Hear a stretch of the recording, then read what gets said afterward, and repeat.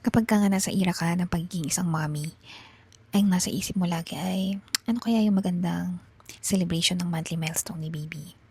Ano kaya yung magandang theme na pwede kong gawin or iibahin ko naman versus dun sa last month? Or match kaya dun sa damit na isusuot niya? And ano kaya yung magandang cake design? Ganyan-ganyan nga yung mga nasa isip ng mga mommies every time na lang na malapit ng sumapit yung monthly milestone ni baby. Yung pag-celebrate nga kasi ng monthly milestone ni baby ay pag-create ng mga memories. Kasi gusto mo, paglaki ni baby, meron kang mapakita sa kanya na ganito ka nung 1 month ka, tapos nung nag-second month ka, ganito yung celebration natin. Hanggang sa mag 1 year old ka, gusto mo nga na i-compile lahat yung mga pagbabago na nangyayari sa mga babies natin. Every time na lang nasasapit yung monthly milestone. Kasi iba-iba nga yan, di ba? Minsan, um, nakakataob na agad sila, nakakadapa, or minsan naman gumagapang na agad.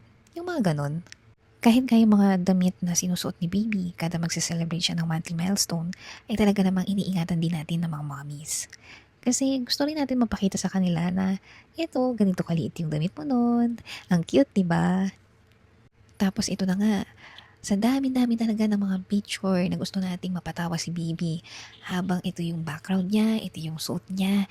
Ay naku, hirap na hirap naman talaga tayo makakuha. Yung isang ngiti niya lang talaga. Naku, napakasaya na natin. At once na nakuha na nga tayo ng magandang shot, asahan mo, hindi pa rin naman natin talaga i-delete yung mga pangit na shot, kundi andun pa rin naman talaga siya.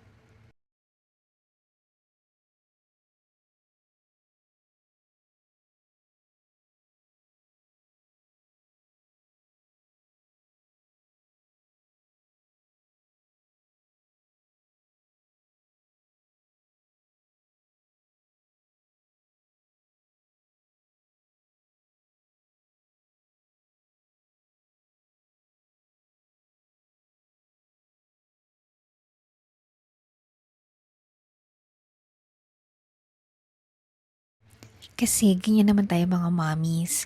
Mahilig tayong mag-collect ng mga happy memories ni baby. At kahit hindi rin happy, yung mga nakakatawa. Ganyan-ganyan tayo.